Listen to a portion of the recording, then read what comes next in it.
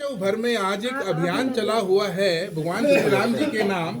तो उसकी जानकारी वैसे तो सभी बच्चे बच्चे को है पूरे भारतवर्ष में, फिर भी हम आज की इस कॉन्फ्रेंस के माध्यम से पूरे भारतवर्ष में और पूरे हरियाणा प्रदेश में रहने वाले मेरे सभी राम भक्तों से ये एक आह्वान हम लोग करेंगे इस कॉन्फ्रेंस के द्वारा। हमारे बीच में आज हमारे जिले के मंत्री श्री नीरज गोयल जी हैं और हमारे सह मंत्री श्री सुभाष जी हैं और मैं सतीश गुप्ता जिले के अध्यक्ष के नाते मेरे पास जिम्मेवारी है। और मैं अभी नीरज जी से निवेदन करूंगा कि इस जो हमारा अभियान चल रहा है वो उसके बारे में कुछ आप दो चार बातें जो भी हैं पूरे समाज को संदेश के रूप में बताएंगे। जय श्री राम। जैसे कि हम सबको जानकारी है कि गत 2 वर्ष पूर्व हम सभी समाज से मंदिर निर्माण के लिए सहयोग के रूप में राशि लेने के लिए गए थे। जो अभियान 1 फरवरी से लेकर 27 फरवरी 2021 तक चला था।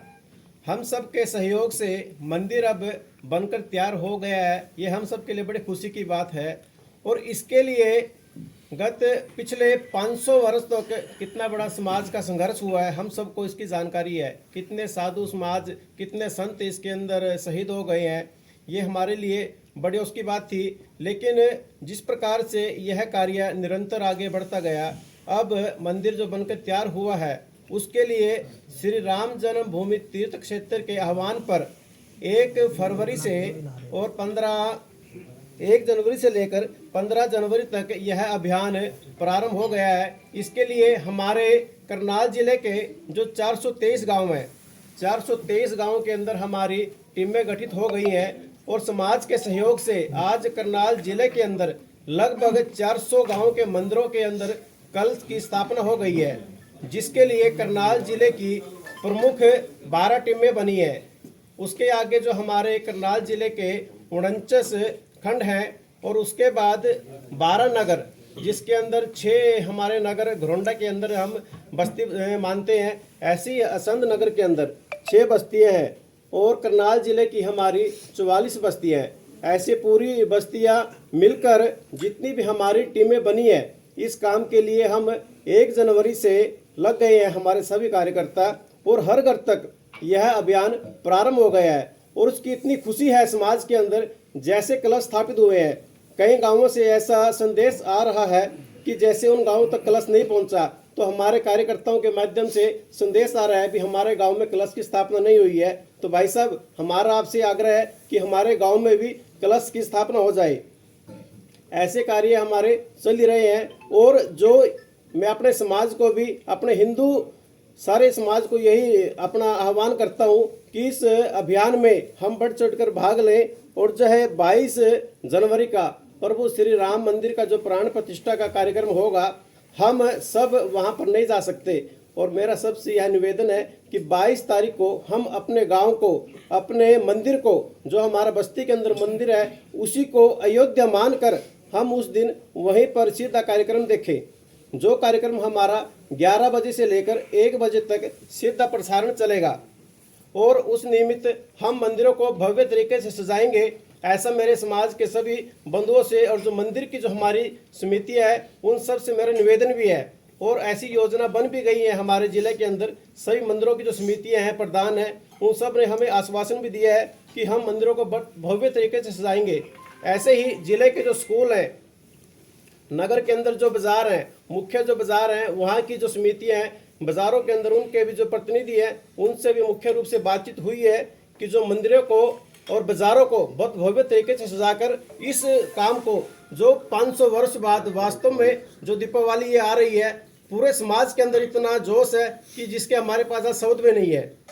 यह बहुत बड़े गर्व की बात है। और यह कार्यक्रम अब 15 जनवरी तक चलेगा और उसके बाद 22 तारीख को सभी मंदिर इसके लिए अपना योगदान दे रहे हैं। आगे की कुछ जानकारी है अपने बीच में अपने जिला के अध्यक्ष हैं हमारे सतीश गुप्ता जी, वह भी कुछ जानकारी आपको साथ साझा करेंगे। नीरज गोयल जी के पास वो एक जिम्मेवारी है पूरे जिले की और उसी के माध्यम से ये जो इतना बड़ा कार्य चल रहा है नीरज जी के द्वारा, एक सराहनीय कार्य है। मैं आप लोगों के मध्य में आज इस प्रेस कॉन्फ्रेंस के माध्यम से पूरे समाज को एक संदेश देना चाहूँगा कि यह पूरे भारतवर्ष के लिए और भारत में रहने वाले पूरे हिंदू समाज के लिए, पूरे राम भक्तों के लिए एक बहुत बड़े गौरव का विषय है कि वर्षों वर्षों के प्रयास और वर्षों वर्षों के बलिदान के बाद जो आज एक सपना साकार हुआ है पूरे भारतवर्ष के लिए, एक बहुत बड़े महत्व की बात है।